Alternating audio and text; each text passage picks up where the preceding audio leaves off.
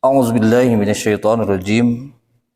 Ya ayyuhallazina amanu kutiba alaikumusiyam kama kutiba alal ladzina min qablikum la'allakum tattaqun. Jamaah, bahwa ayat yang barusan saya bacakan adalah Al-Baqarah ayat 183, dan ayat ini nantinya bakal menjadi ayat populer di bulan Ramadan, karena setiap majelis baik di pengajian umum ataupun di setiap khutbah Jumat, pasti khatib ini akan membacakan ayat itu. Karena ayat itu asal mulanya diwajibkannya ibadah saum di bulan Ramadan. Diawali dengan kalimat ya ayyuhallazina amanu kutiba alaikumusiyam. Wahai orang-orang yang beriman, diwajibkan atas kamu saum. Ayat ini membuktikan Allah memanggil orang-orang yang beriman untuk puasa. Mengandung arti berarti ada orang yang beriman tapi tidak puasa. Makanya Allah tegaskan, hai orang yang beriman, puasalah. Karena puasa dikhususkan dan dipanggil oleh Allah hanya untuk orang-orang yang beriman saja.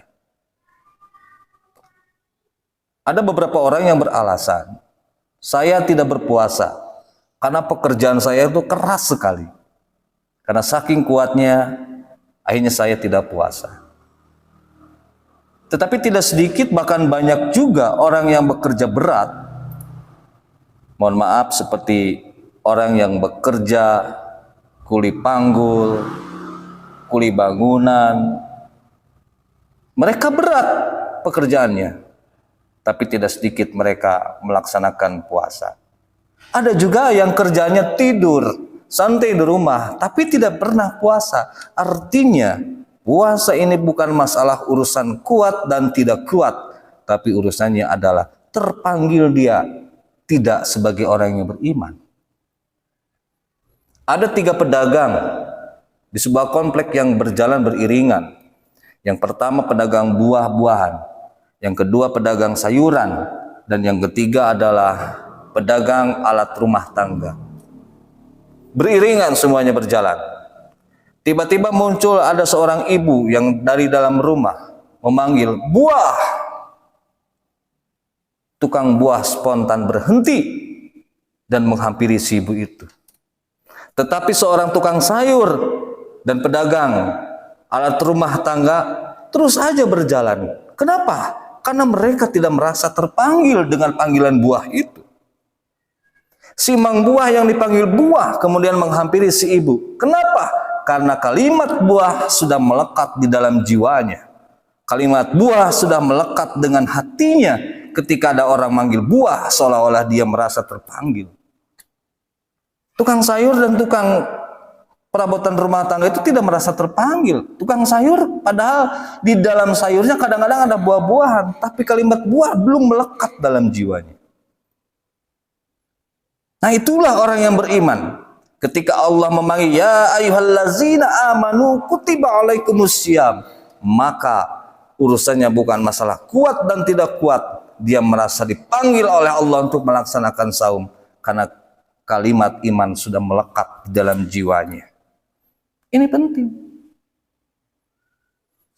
Lalu apakah iman cukup dengan sholat saja? Tidak. Banyak orang yang sholat tapi celaka. Lalu apakah iman ini cukup dengan puasa saja? Tidak. Bahkan Nabi pernah mengatakan, akan ada umatku yang melaksanakan puasa sebulan penuh tapi pahalanya hanya haus dan dahaga saja. Haus dan lapar saja. Apakah iman cukup dengan zakat, sedekah? Tidak. Bahkan Allah pernah mengatakan, orang yang berzakat, orang yang bersedekah bil mani wal azah, yang selalu disebutkan sedekah-sedekahnya seperti riya kepada manusia, disebut mereka seperti tidak beriman kepada Allah. Ternyata iman tidak cukup dengan haji juga.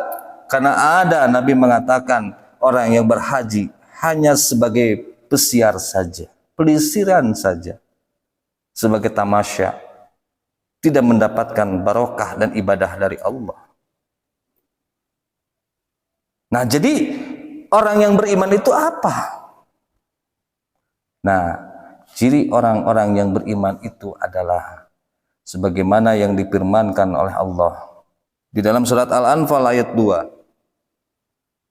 Innamal mu'minun, sesungguhnya orang-orang mukmin itu allazina iza zukirallah wajilat qulubuhum. Ini yang pertama. Orang yang beriman itu apabila mereka disebut nama Allah, wajilat qulubuhum, bergetar hati mereka. Saya sudah berulang kali menyebut nama Allah, bergetarkah hati kita? Nah, ciri yang beriman yang pertama ini yaitu wajilat qulubuhum, menjadi barometer dan standar sampai di mana keimanan kita. Nabi dan juga sahabat apabila dibacakan kalimat Allah, mereka itu bergetar hatinya. Kadang-kadang kita bergetar hati kalau masalah urusan duniawi. Ada seorang bapak-bapak yang begitu santainya duduk di depan rumah sambil minum kopi, sambil liatin HP. Tiba-tiba dia mendapatkan panggilan darurat, panggilan telepon. Kemudian diangkat telepon itu dan dia kaget sekali. Ternyata telepon itu adalah datangnya dari rumah sakit yang mengabarkan kalau anaknya mendapatkan kecelakaan, tabrakan. Langsung bergetar hatinya. Bergetar. Terbayangkan dalam pikirannya bagaimana kondisi anaknya yang mengalami tabrakan, kecelakaan. Jangan-jangan kakinya, jangan-jangan tangannya, jangan-jangan tubuhnya, jangan-jangan nyawanya masuk dalam pikiran negatif dia. Disebutkan anaknya mendapatkan kecelakaan, bergetar hatinya. Nah, orang beriman harus seperti itu. Ketika dipanggil nama Allah, mendengar kalimat-kalimat Allah, bergetar hatinya. Kenapa bergetar hatinya? Dia berpikiran, jangan-jangan tubuh ini, jangan-jangan kaki ini, semuanya tubuh yang melekat di dalam dirinya, jangan-jangan dibakar kelak nanti di yaumil kiamah di dalam api neraka. Sehingga sahabat selalu meneteskan air mata ketika mendengar kalimat-kalimat Allah disebutkan. Nah, disinilah menjadi barometer. Ketika disebutkan nama Allah, bergetarkah atau tidakkah hati kita? Kita sendiri yang bisa menilai sampai sejauh mana kapasitas keimanan kita. Apalagi dengan orang-orang yang melecehkan nama Allah, yang menghina nama Allah, jelas orang itu jelas tidak beriman kepada Allah. Kemudian yang kedua, wa iza tuliyas alaihim ayatuhu zadathum imanan. Apabila dibacakan ayat-ayatnya, orang yang beriman itu zadathum imanan, semakin bertambah imannya. Dibacakan ayat-ayat Allah, yaitu Al-Quran, maka bertambah keimanannya. Orang yang beriman ketika mendengar bacaan ayat Al-Quran atau membaca Al-Quran, paham atau tidak paham, dia akan ngerti bahwa itu adalah ayat Allah dan semakin bertambah keimanannya kepada Allah. Ini menjadi rumus, menjadi barometer sampai sejauh mana keimanan kita, hanya kita yang bisa menilai. Ketika kita mendengar ayat-ayat Allah dibacakan atau membaca ayat-ayat Allah, bertambahkah iman kita? Ada seorang kakek, dia itu sedang termenung dan melamun di depan rumah. Tiba-tiba ada tukang pos, "Kek, ini ada surat dari cucumu." Dilihat di dalam surat itu ditulis dengan bahasa Inggris. Ternyata surat itu dari cucunya yang baru berumur 10 tahun yang berada di Singapura. Coba bayangkan, dari Singapura, dan si kakek itu tahu kalau surat ini adalah dari cucunya. Dia buka surat itu, tulisannya dengan bahasa Inggris. Si kakek tidak bisa membaca bahasa Inggris, hanya dilihat saja suratnya itu, dipeluk, didekap, dirindukan. Sekali-kali si kakek itu meneteskan air mata. Kenapa? Padahal si kakek tidak paham isi surat itu. Tapi si kakek surat itu, tapi dia peluk surat itu oleh si kakek. Kenapa? Karena si kakek yakin ini surat dari cucunya. Kemudian ada si Neng yang tetangganya yang baru pulang sekolah SMA, dipanggil, "Neng, tolong ke sini. Tolong bacakan surat dari cucu kakek dari Singapura." Neng pasti ngerti bahasa Inggris baik, kayak saya bacakan. Dibacakan oleh si Neng itu. "Yang terhormat kakekku tersayang, ini Anissa berada di Singapura, alhamdulillah berada sehat-sehat saja.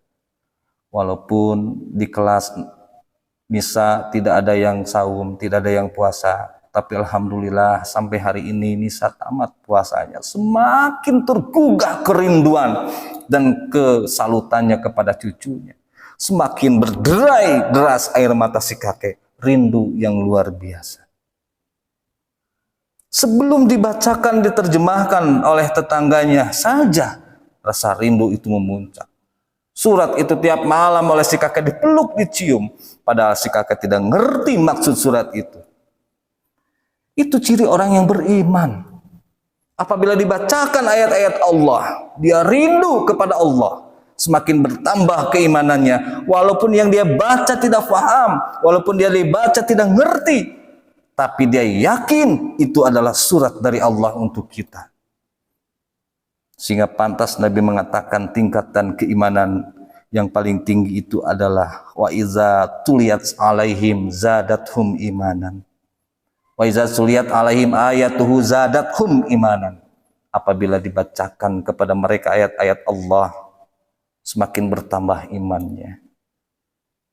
Kalau kita baca Al-Quran, baca ayat-ayat Allah, atau mendengarkan Al-Quran, bertambahkah iman kita? Hanya kita yang bisa menilai sampai di mana standaritas keimanan kita, ukuran imanan kita.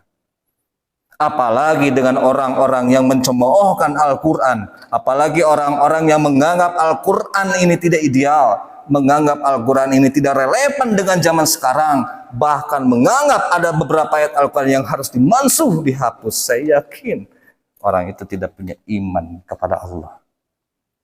Orang yang beriman akan memiliki keyakinan ini ayat Allah tidak bisa dirubah. Ayat Allah akan relevan dengan kondisi zaman apapun. Bukan Al-Qurannya yang dirubah, tapi zaman ini harus sejalan dengan Al-Quran.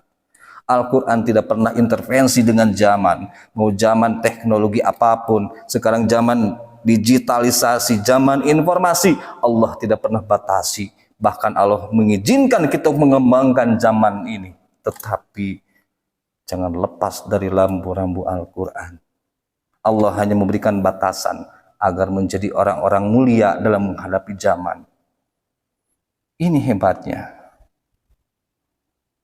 Nah, begitulah sahabat, salah satu contoh bahwa Allah menyuruh saum ini hanya kepada orang yang beriman. Orang yang beriman apabila dibacakan kalimat Allah bergetar hatinya. Apabila dibacakan ayat-ayat Allah bertambah keimanannya.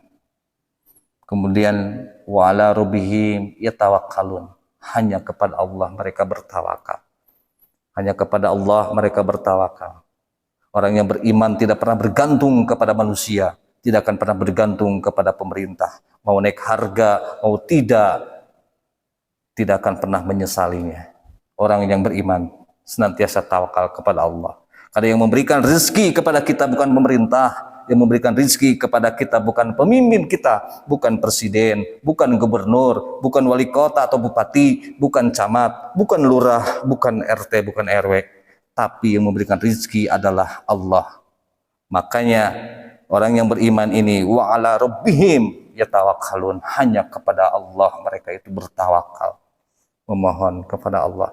keyakinan besar ini akan senantiasa menuju puncak kesabaran, senantiasa bersabar. Ketika naik harga di negara ini, ketika terjadi paceklik di negeri ini, orang yang bersabar ini akan mengatakan, Inna lillah wa inna ilaihi raji'un. Barakallahu li wa lakum.